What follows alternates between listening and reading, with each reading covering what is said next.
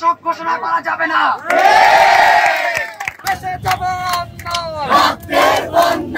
কোটা সংস্কার আন্দোলনকে কেন্দ্র করে সারা দেশে শিক্ষার্থী নিহত হওয়ার ঘটনার সুষ্ঠু তদন্ত বিচার সহ ৯ দফা দাবিতে খুলনায় বিক্ষোভ মিছিল ও সমাবেশ করেছেন শিক্ষার্থীরা।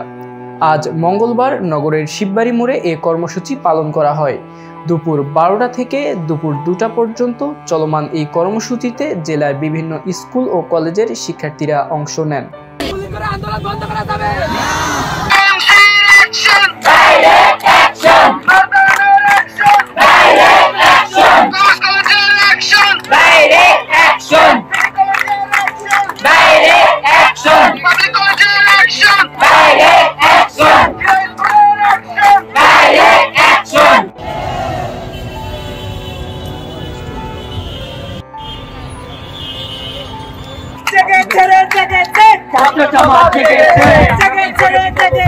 ছাত্র সমাজ জেগেছে,